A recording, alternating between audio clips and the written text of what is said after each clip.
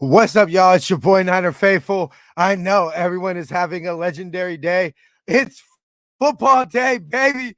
Time to go get a dub and beat our most hated division rival, the shit out of Shecocks. We got a great show for you today, of course, but before we get started for that, we got to remind everybody that it is football day. Make sure you save 10% off of all your season 2 for the faithful by the faithful gear with the promo code Shecock Hater, available only at ninerfaithfulradio.com/shop.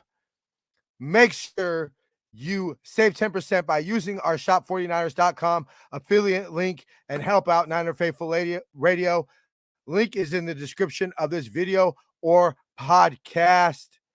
Of course, go to SeatGiant.com, use the promo code Niner Faithful Radio to save on all your theater, concert, and sporting event tickets, as well as help out the show. Follow us on social media on Facebook at Niner Faithful Radio, Instagram, Tumblr at Niner Faithful Radio, and Twitter at Niner Faithful R. See everywhere you can subscribe to the show by visiting ninerfaithfulradio.com/subscribe. Okay, ladies and gentlemen, faithful of all ages, let's get the show cracking.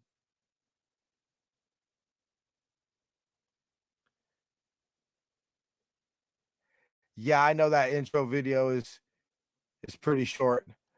Yeah, I know that intro video is pretty short. For some reason, it won't let me change it. But we, of course, got inactives out for everybody. Let me go ahead and get those for y'all.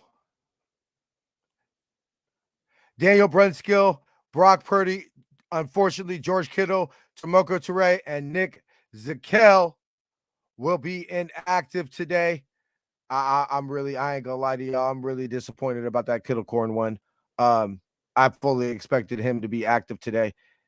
A little behind the show peak, he was actually my player to watch, and then we had to change it last minute. But everybody else seems pretty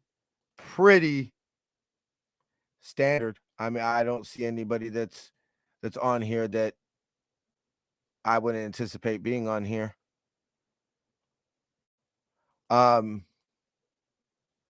Okay. Yeah, y'all can tell I'm doing some behind the scenes stuff right now. That short intro video is really killing me. We also got our offensive comparison. This is their offense versus our offense. The way we break it down is, of course, going to be their offense versus our defense. One last thing. Okay, it's not letting me pin the video. Okay, why isn't it letting me pin the video? Let me see. Pin post. There we go. It was being retarded. All right, so Niners offense versus the Shecocks defense.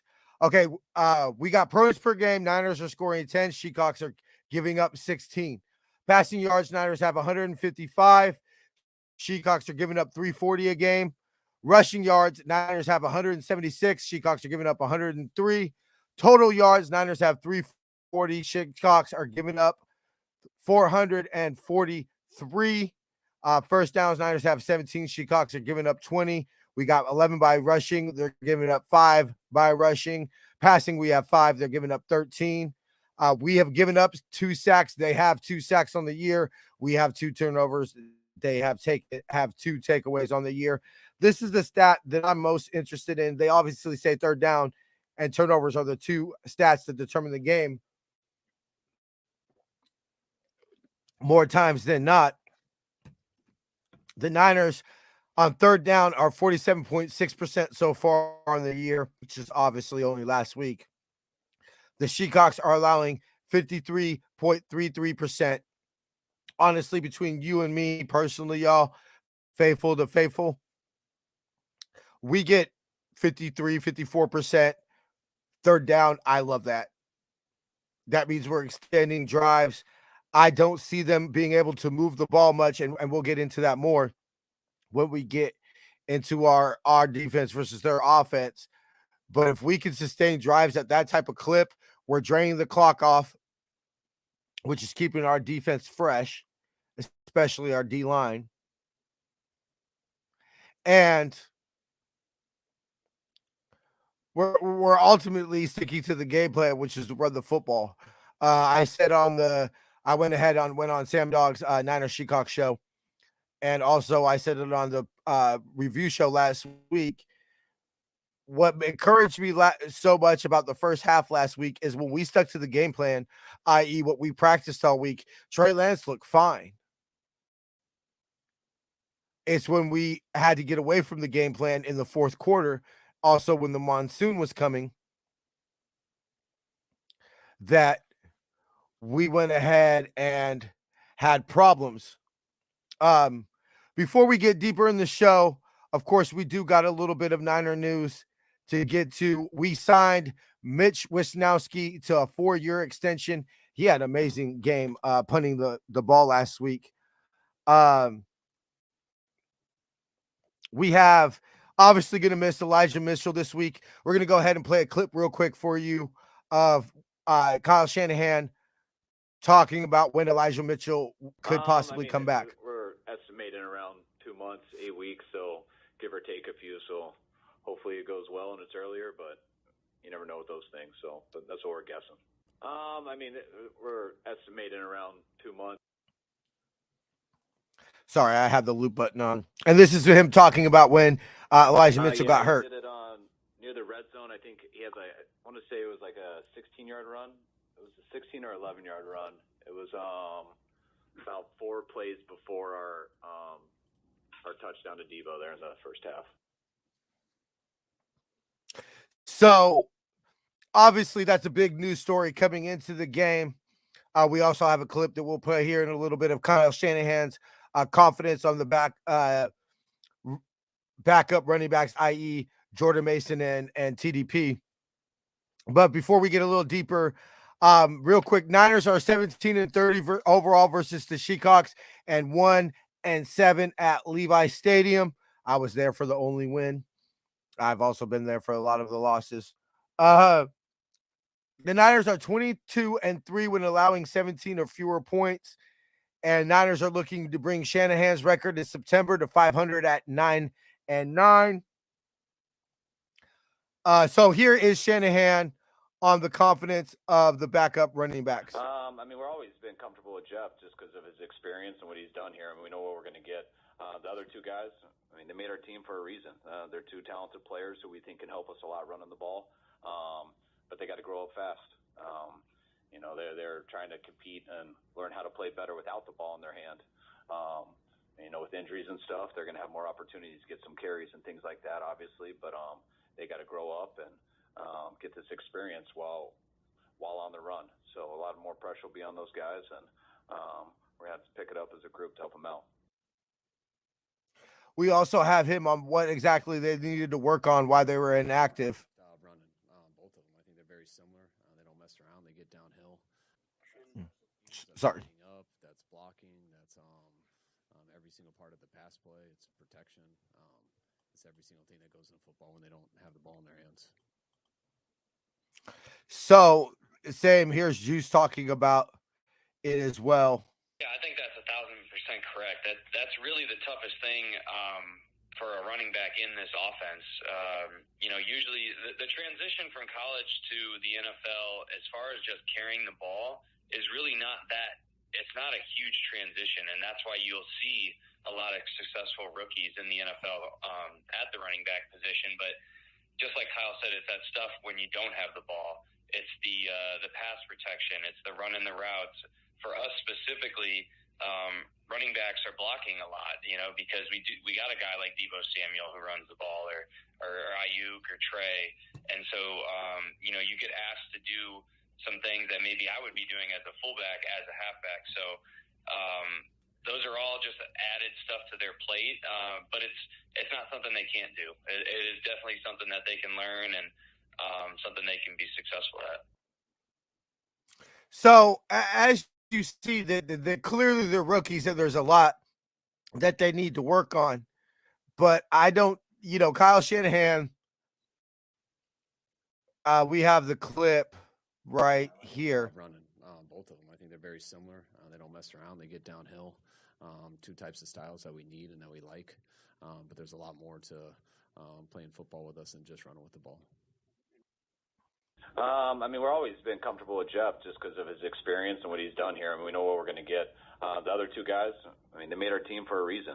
They're two talented players who we think can help us a lot running the ball. But they got to grow up fast. They're trying to compete and learn how to play better without the ball in their hand. With injuries and stuff, they're going to have more opportunities to get some carries and things like that, obviously. But they got to grow up and get this experience while on the run. So a lot more pressure will be on those guys, and we're going to have to pick it up as a group to help them out. So it clearly, Shanahan says right there, they made our team for a reason. I'm going to play a couple more clips. You got Lance on the rookie running backs and Jeff Wilson Jr. on Mason, specifically Mason, and both the rookie running backs here in a little bit. But we've seen it time and time again. How do we find Elijah Mitchell? We found Elijah Mitchell last year because Raheem Mostert got hurt, the second play of the season. And then all of a sudden, Raheem's not on the team, which was probably going to happen anyway. And Elijah Mitchell was our starter going into week 1. Now, I'm not saying that will happen again with Jordan Mason or TDP, but we drafted TDP for a reason. And like he said, they made our team, especially Jordan Mason. Why don't we get to Jeff Wilson Jr. Speaking on Jordan Mason? He ain't backing down to nothing. He's not fearing nothing. And like I said, he's trying to take care of his kids. And that's how he runs the ball. And you can see it, you can feel it, and you can tell. So I like Jordan Mason. I think when, the joke, and Greg Cohen said this, and a lot of, Niner podcasters and beat writers have said this, plug in a Shanahan running back. It seems to always be whoever the undrafted running back that makes the team is going to end up having a breakout season. We had it with Matt Breida. We had it, obviously, with Raheem. And Jeff Wilson Jr., I wouldn't say, but he led the team in rushing in 2020. So here he is speaking. We're going to get to the last two clips on the running backs with Jeff Wilson Jr. speaking on the rookie running backs, and then Trey Lance speaking on them as well. Oh, hands down, brother. It just gets you fired up. I don't know. You just have to absolutely not love football if you're watching them run the ball and don't get excited. You know what I mean? Because that's what they bring to the table, and that's what they're going to continue to bring to the table. And like I said, I just can't wait to see those guys continue to flourish and become their own. You know what I mean?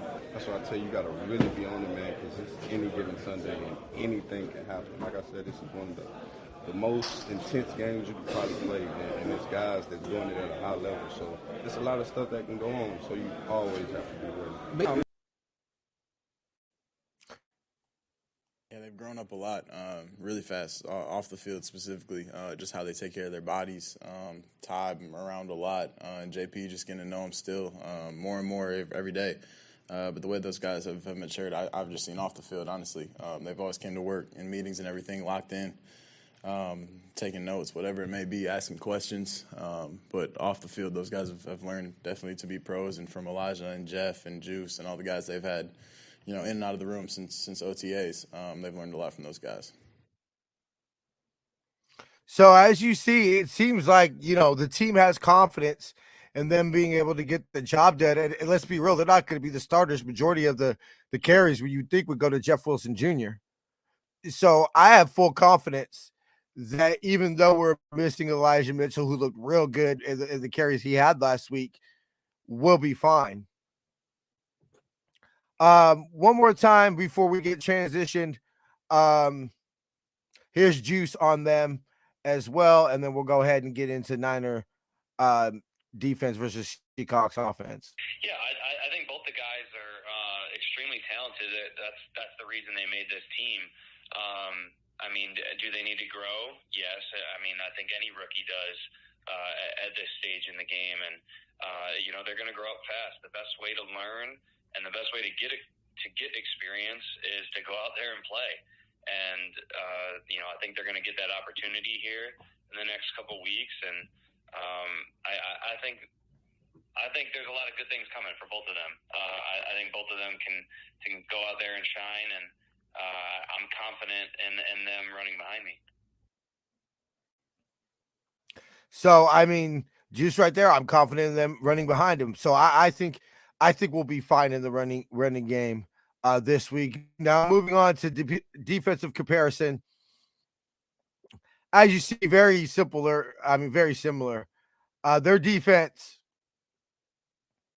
right here, I have it pulled up right here. Points per game, we're giving up 19. Their offense has scored 17. Passing yards, we've gave up 105. They're getting 195. Rushing yards, we gave up 99. They had 76. Total yards, we've given up 204. They had 271. First downs, we've given up 15. They had 19. First downs, rushing by 3. We give it up 6. Passing by 4. They've gotten 9 by passing. Sacks, we've gotten 2. They've given up 2, and they have 1 turnover. We have 1 takeaway. Third down, we're giving up 35.71%. They're having 54.55%. Very clear that we could see this is a game that I could see them very well getting 195 passing yards. I could see them rushing for, I would hope, less than 76 yards. But if we give up 271 yards, I picked less than the 19 points. And I don't see them getting 19 first downs. And we definitely need to hold them back from 54% third down completion. But these are all things that we can do. Defensively, we're going to go ahead and play another clip for DeMeco Ryans. This will be I believe, this is the only defensive one we have besides Eric Armstead getting into something that I really wanted to discuss a little bit. But this is what happened on the Dante Pettis breakdown touchdown. Coverage. I think you're playing when you play a quarterback like Justin Fields, a quarterback who's going to scramble and move around in the pocket. We all knew that. But one thing you can't do is the quarterback hasn't crossed the line of scrimmage. We can't have everyone running down to get the quarterback if he's not past the line of scrimmage. So it's just one of those plays that, he got out of the pocket, guys got antsy in coverage, and guys just undisciplined from a standpoint of trying to go get the quarterback too quickly, right? And he found one, and it was a great play by him to be able to, throw that ball back across field and make a play like that. It was a good play by Justin Fields. DeMeco Ryans isn't going to say, he's going to add in the great play by Justin Fields, and it was a good play. But what I got from that was basically what Jason and I said on the Tuesday show, which is we were more worried about Dre Greenlaw was more worried about Justin Fields than Dante Pettis. But I'm encouraged by that because that's a very correctable mistake. And let's be real, Geno Smith can move a little bit, but he's not Justin Fields. So ultimately, this is why I'm so confident in this game. We've seen what this D-line and this defense can do to mobile quarterbacks or pocket passers, non-mobile quarterbacks. So I'm not going to say it's going to be a 9-sack game or anything crazy because this is a division game. I mean, let's be real. There's no secrets between these teams. They know what we're going to do. We know what they're going to do. Ultimately, I just think we're a better football team, so that's why ultimately I have the confidence that we're going to win. I'll give my final score prediction will be the last thing we do before we get out of here. But it gets really into the matchup of the game, which to me is going to be Manuel Mosley versus Tyler Lockett. Tyler Lockett in his career against us, 54 catches on 64 targets, 580 yards, 8 touchdowns in 13 games. DK Metcalf is their, receiver numero uno. But I don't, a lot of him is deep route, and I don't see a lot of deep route. Tyler Lockett is the one that I'm fearing the most today because I was confident in how Charvarius Ward played last week. I'm not going to say he's going to shut down DK Metcalf, but I don't see him just torching him all game. If the Niners D gets torched this week, I believe this is the matchup that's going to hurt us. But if we can win this matchup, then I feel fully confident that we can win this ball game. We got our player to watch. Now, this one is pretty cool. Mr. Fred Warner, a.k.a. like I like to call him, Bam Bam. In 7 games against the Shecocks, he has 33 total tackles, 55 total tackles, 3 sacks, and 1 forced fumble. I mean, I fully anticipate Bam Bam to eat today. He had 6 tackles last week against the Bears, and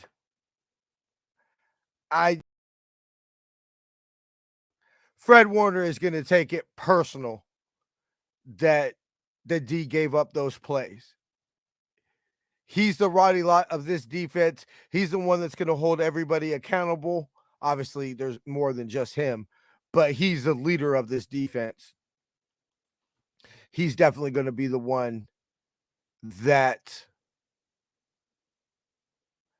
is going to be most dependent on this week to get to get everybody ready to go. I thought we had a comment. I apologize. So moving on, we have a little cool segment that I like to do called This Date in Niner History. Today we are going back to September 18th, 1994, a very special week, a very special year in Niner history. Week 3, Niners Yams. So the Niners would get the ball first and would go on 9 plays later, would take a 7-0 lead when Steve Young hit John Taylor for a 3-yard touchdown. Steve would open the game, hitting his first 8 passes. Steve was on fire this game. Definitely would have been the George Kittlecorn MVP of the week. The Yams would go on their own 9-play drive and tie the game at 7. Jerome Bettis would have 19 of the 59 yards on the drive. Jerome Bettis actually had a monster game this week. The next drive would show some promise, and then the Niners scoring a touchdown, but it was called back on an OPI on Ricky Waters that would bring it back. And on 3rd and 10, Derek Deese would be called for a holding penalty, and the drive would stall, and the Niners would have to kick a 33-yard field goal to take a 10-7 lead. I actually feel bad about calling out Derek Deese because he wished me happy birthday this year. And he is, before Joe Staley, my favorite Niner offensive lineman of all time.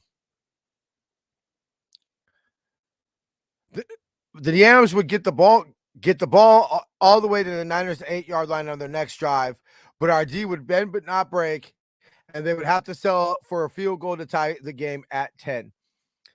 The Niners' next drive would stall when Steve would throw his first incompletion of the game, and then 2 plays later was sacked to force the Niners to punt, and neither team would score again until the Niners got the ball back with 1:30 left on the clock in the second quarter. Steve would complete 6 passes in a row, the last 2, the GOAT, Mr. Jerry Rice, that brought the Niners to the Yams 1-yard line, and the next play, Steve would take it in himself from 1 yard out to give the Niners a 17-10 halftime lead. The second half would start with 3 straight punts, but on the Niners' second drive of the third quarter, the Niners would start pulling away by adding a 37-yard field goal, and on the following Niner possession would add another 1-yard touchdown from Steve to go up, or from Steve to the GOAT to take a 27-10 lead. The team would trade fumbles with the second one leading to the Yams' 35-yard field goal to cut the Niners lead to 27-13. but it wouldn't matter. Steve would put the game away with another 1-yard touchdown run to give the Niners a 34-13 lead with 3:28 left in the ball game. Jerome Bettis would add another 2-yard touchdown, but the Yams onside kick was covered by Ed McCaffrey. Elvis Gerback would come in for the final 4 plays, and the Niners would win 34-13 to go to 2-1 on the season. And we ultimately know we finished the year 13-3, winning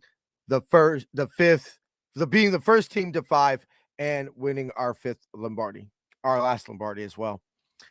Jerome Bettis actually, like I said, would have a nice game. On 21 carries, he had 104 yards and a touchdown, but it was no match for the Golden 8, who would finish the day going 31 of 39 for 355 yards, 2 touchdowns, and adding 5 rushing attempts for 23 yards and 2 touchdowns rushing.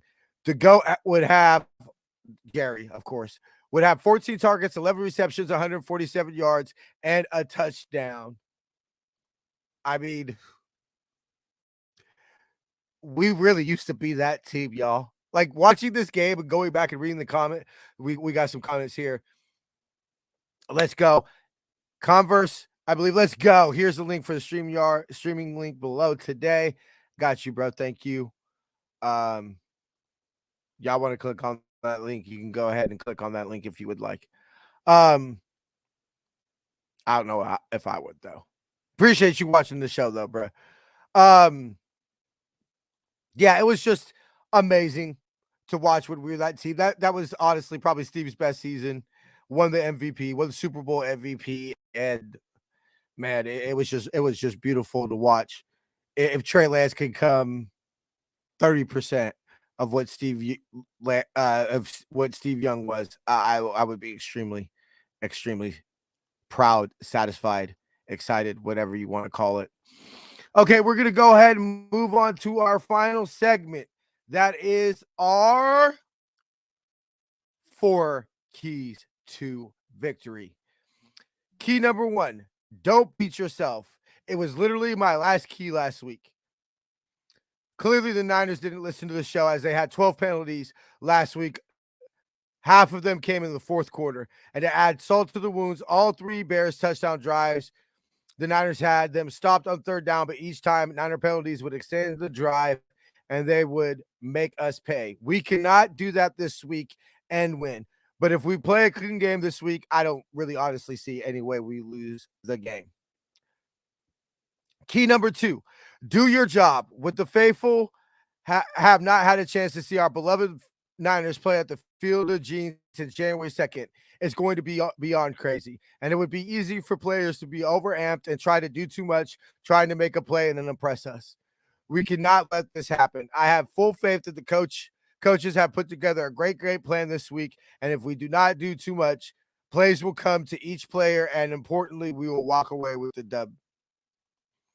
Key number 3, play a full 4 quarters of football. The Niners dominated the first half of last season. Really, honestly, if we're being honest, we dominated up to about midway through the third quarter. And then the fourth quarter hit and things fell apart. And honestly, we haven't seen this really too much with this football team enough so that it's starting to become a trend. And we have too many great players and too many coaches to let this keep happening. So if we don't want to suffer back-to-back upsets, we must keep our foot on the gas from start to finish, knock over those stupid plays. And my final key is key number 4, and it's the faithful. We are the best fan base in the NFL. I put our passion up there with in any sport. This is our time to shine, to remind the world what it's like to come into our house, especially when it's this team. I was there in 2018 when we ended the streak, and it was one of the most beautiful things that I've ever seen leaving that day. And only time we have beaten them at the Field of Dreams. It's up to us to change that this week, and we must have the mindset to not leave that stadium without knowing we gave every ounce of our being to walk away from a victory this week. Of course, your boy's going to be there next week, but it's about this week. It's about getting our second win. It's about saying, fuck the Shecocks. Oh! I swear to God, bro, this is one of our best chances to beat them. December 2011 was the last time we had played the Shecocks without Russell Wilson. It's time to go get this fucking dub. I'm tired of losing to these bitch-ass motherfuckers. My final score prediction, y'all should know. Final score, Niners 24, Shecocks 13. Can't wait, baby. We're going to go ahead and tell y'all to make sure, before we get out of here, to tune in to the halftime show. Jason will be going live at halftime, and Jamie will be going live at 9 p.m. here on the West Coast for our Niner Faithful Radio post-game show. Can't wait to watch this game. I'm excited. I could barely sit still. Before we get out of here, we, of course, got to remind you to save 10% off of all season 2 gear with the promo code ShecockHater up until tonight at 11:59 p.m. Save 10% by using our shop49ers.com affiliate link and help out Niner Faithful Radio. Link is in the description of the podcast or video. Go to SeatGiant.com. Use the promo code Niner Faithful Radio to save on all your theater, concert, and sporting event tickets, as well as help out the show. Follow us on social media on Facebook, Instagram, and Tumblr at Niner Faithful Radio and Twitter at Niner Faithful R. See everywhere you can subscribe to the show. Visit NinerFaithfulRadio.com/subscribe. I shall see y'all on Tuesday for Niner Faithful Review. Till then, faith, love, and happiness. Go Niners! Let's get this dub, baby.